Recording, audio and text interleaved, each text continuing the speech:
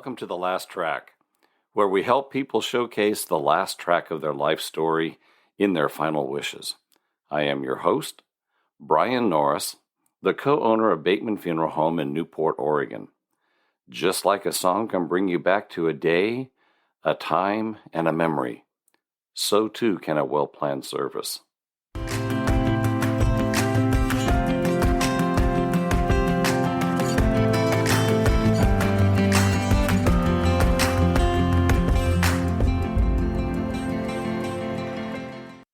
We're going to talk about what in Oregon, there are 4 different things that you can do before you're dead to make decisions of what you want to have happen when you die. Now, I think I've only met one person that told me that they're not going to die. And he was wrong. In Oregon, we talk about cremation. We talk about burial. Burial can be in the ground, or they consider burial at sea. So that's 2 places. You can be buried at sea, or you can be buried in the ground.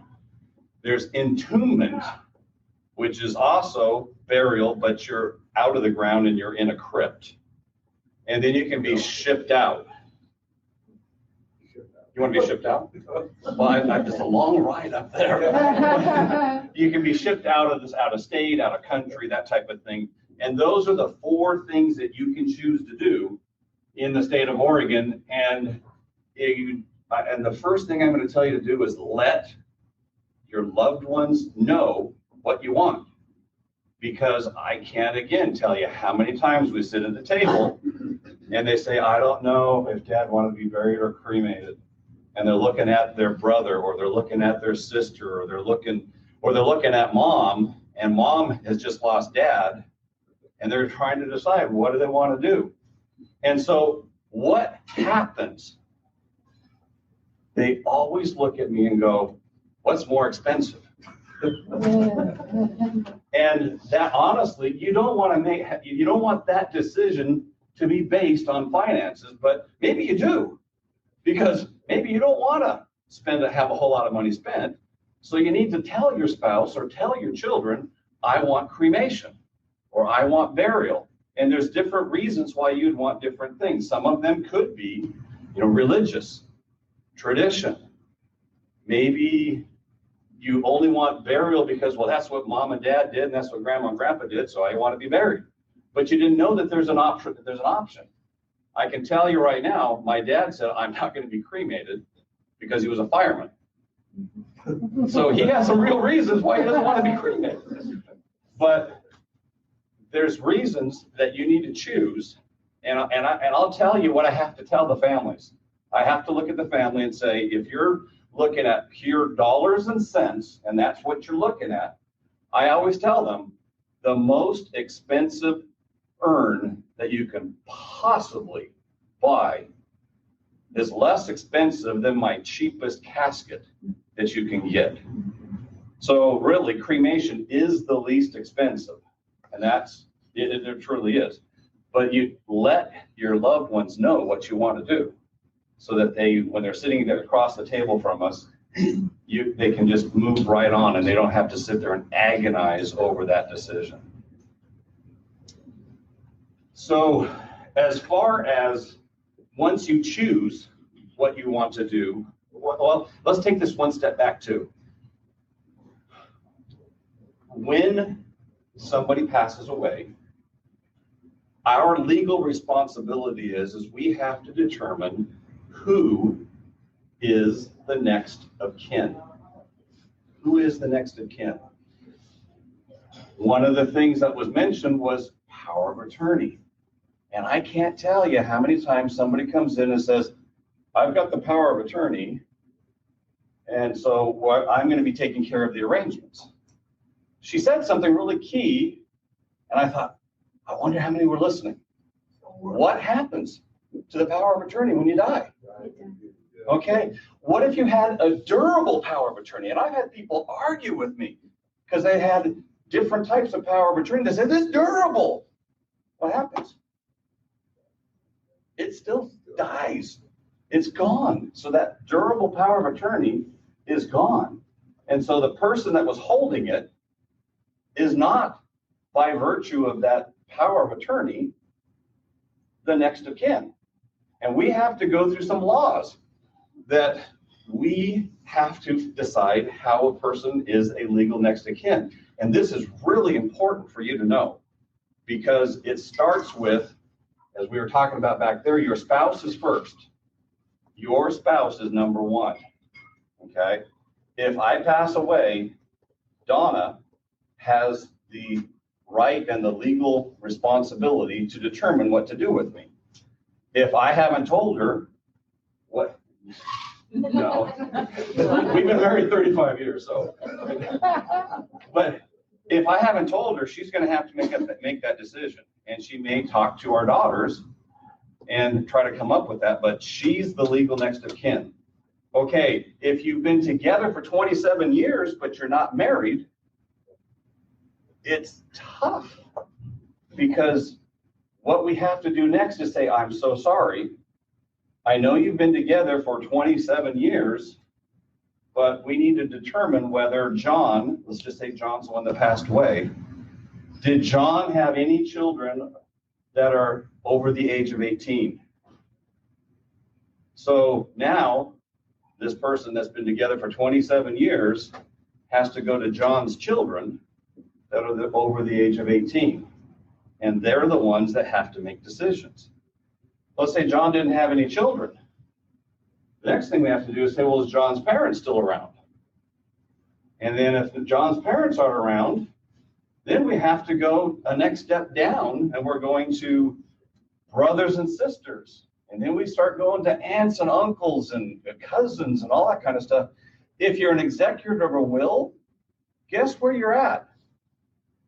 You're number 8 on the list.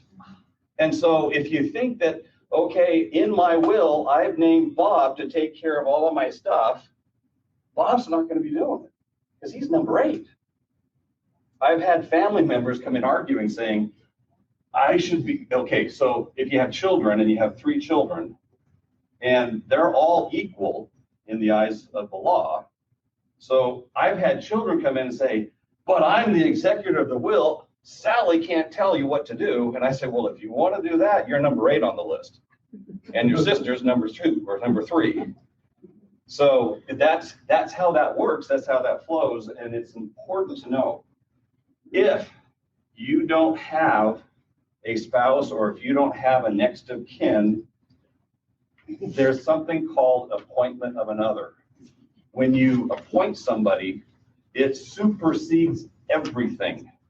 It's good and it supersedes everything. So I could even say, I don't want Donna to make those decisions, and I can appoint my best friend, and it will actually do that. Donna's saying no, but it does that. And it's important because if you don't know, if you're not sure you have somebody that you can rely on to do what you're asking to have done, you can appoint a specific person. So let's say you have some children, and maybe they're not that good at money, and they're not that good at stuff, and you're not sure if they're going to take your $10,000 burial and do a $1,000 cremation and keep the difference. And it has happened. I've seen it happen. We've seen the good, the bad, and the ugly. But they can do that. You can have set $10,000 aside to make sure that you're going to get buried because religiously that's important to you, but your kids could care less, and they cremate you, and they take your $9,000. So that appointment of another is important if you're not sure that your children are going to follow your wishes, or whoever, fill in the blank. So you started to have a question there? Okay. All right. So prearrangement. We touched briefly on prearrangement, and it's one of the ways that you can make some decisions in advance. Any funeral home should be able to do it. There's a key thing you need to ask them. And this is any funeral home, not just mine, but any funeral home. You need to ask them, is this a guaranteed prearrangement? Because it doesn't have to be. but ask if it's guaranteed.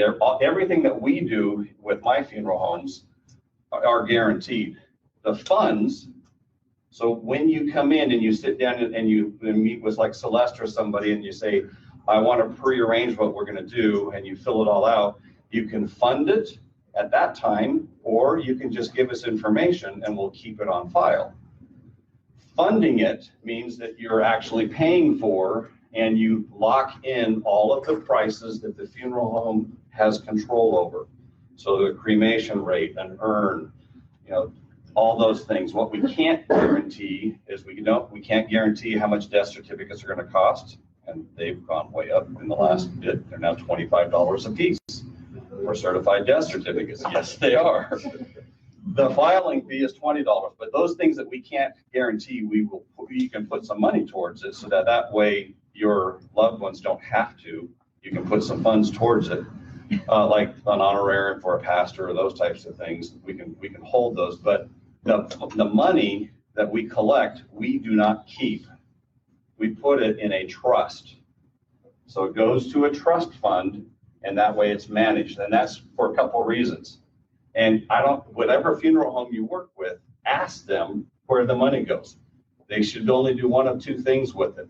It should either go into a trust fund, or it should go into an insurance policy. Those are the only two things that they should be doing if they're collecting your money. That way the money is still there if the funeral home goes belly up.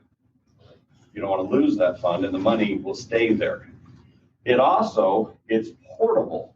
So that way, let's say, for example, you move and you decide that you really want to live in Arizona, or you become a snowbird and you're here 6 months and you're in Arizona 6 months. If you pass away in another state, and we're going to get to this in just a second too, because that's another frequently asked question, the other funeral home, if you're in, let's say you went to Phoenix, passed away in Phoenix, whatever funeral home you go to in Phoenix, they can call us and we can tell them how to get access to those funds. And so they don't have to guarantee those prices that we do, but at least there's those funds that will go towards whatever the cost is where you're at. The other question that we get is, if I'm traveling, what happens if I'm in Spain? I'm in Barcelona, I'm running with the bulls. So what happens if one of those bulls get you? So if that happens, first off, congratulations on getting there and running with the bulls. I'm sorry for your loss. But if that happens, there is a travel protection plan that you can talk to the funeral homes about. And there's different funeral homes have them, and we have one that's an international one that we sell. It's not an insurance policy, it's a travel protection plan. And essentially, if what you want is a cremation, then for $295, and I'm looking over here on the side of my eye to make sure I'm saying the right prices, for $295, it will guarantee wherever you are in the world, you'll be cremated, and they will ship your ashes home. And then for $395, no matter where you are in the world, they will guarantee that you get embalmed and shipped back to be buried wherever you're at. So if you're from this community, we sell those things as well. And I'm not trying to make a push on it, but that's a question, and it's a good question. How many in here knew Gene Bateman? Gene Bateman. He was the owner of Gene Bateman passed away when he was traveling.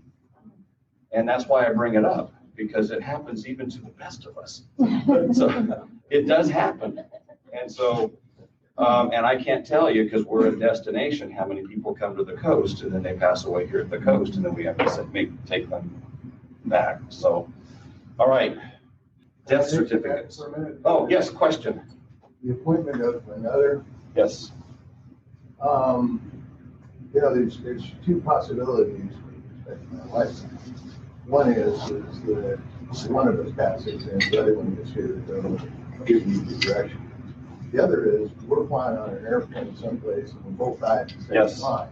Yes. So it makes sense to me that, my daughter, I give her an appointment of another. Sure. But it's also possible that my wife is going to survive me. And what happens in that circumstance?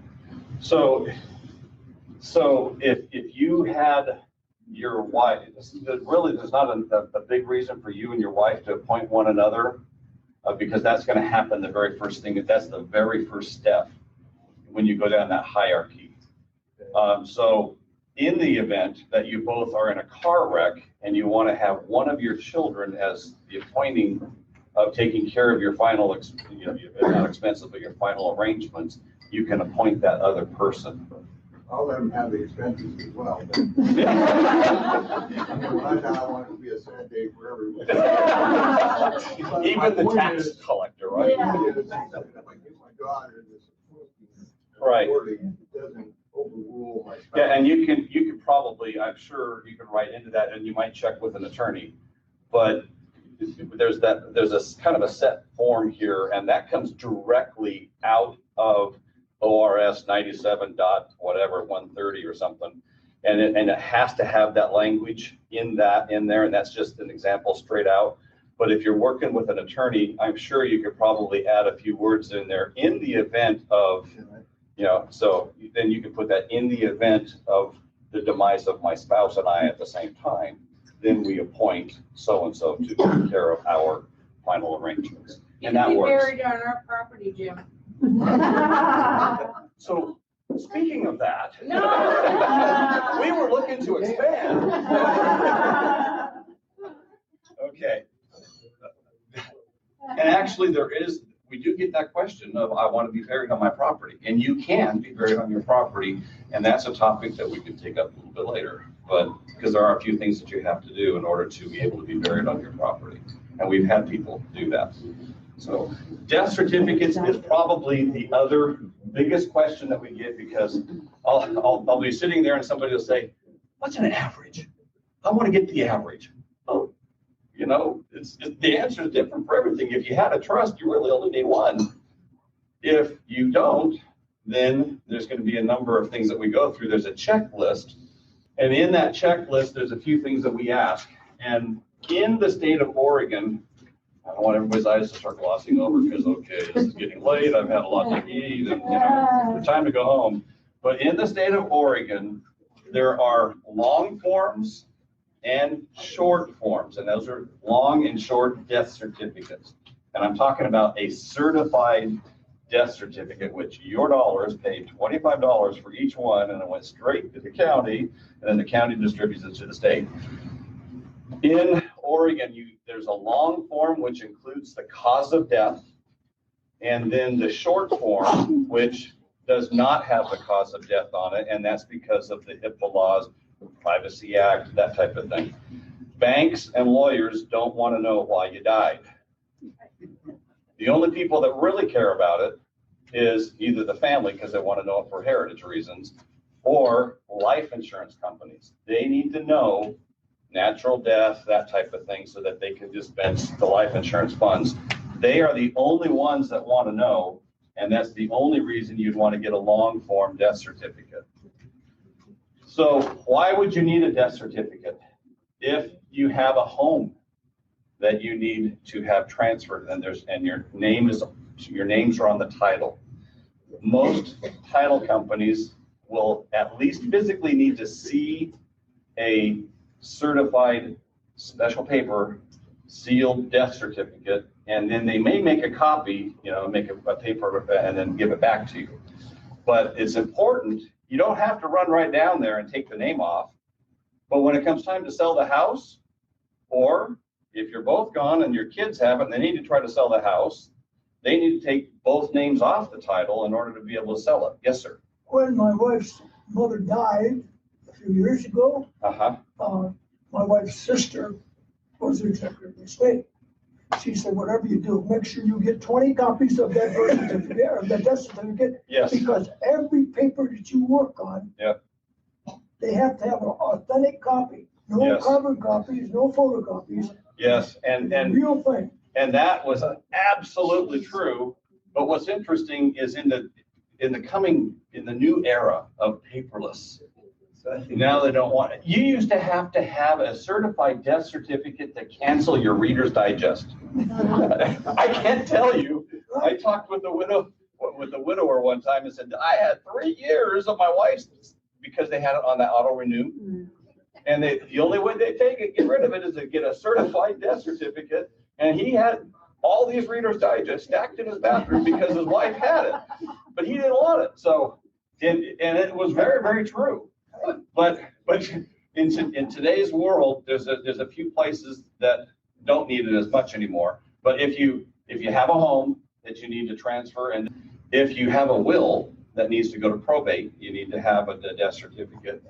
Credit cards, you know, the reason that you have to have a certified, and sometimes they just take it and then you fax it to them or you scan it to them, but they do need to see one because it was a big joke out there to cancel somebody, you know, if you're still alive, well, they say they're dead and then they cancel your credit card.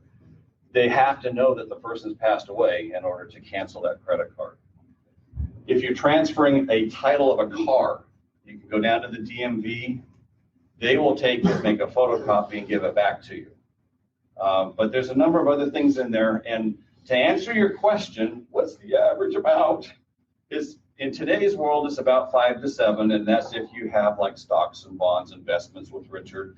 If you have a lot with Richard, you might need more than one. But you need to have one for your investments. You need to have one for your home. You need to have one for your car, credit cards. If you have a union pension, any type of pensions, those kinds of things, those you'll need in order to shut them off. If you're a very simple and you don't have all of those things, 1 or 2 usually. And if you have a trust, you really only need one for everything in that trust. Yes, sir. If I can chime in my 2 bits first, I want to suggest if you're the executor in particular, you get a couple of extras. Yeah. Last year, I needed one to sign off on something for my dad, and he died in 1991. Yeah, okay. So you get a couple of extras, yeah, and you keep them someplace. Yep. It can be 30 years later. Yes. And you still need it. You have 6 months that you can go to our county registrar and they can make them. After 6 months, then you're going to the state of Oregon and you get to make the great trip to Portland down to the Oregon building there and up to the 3rd floor or something. And it's a nightmare. Or you have to go, you can do them online too, but it gets expensive too. Yeah. So just make a couple extras, and it doesn't hurt to have a couple extras that you have on a file somewhere.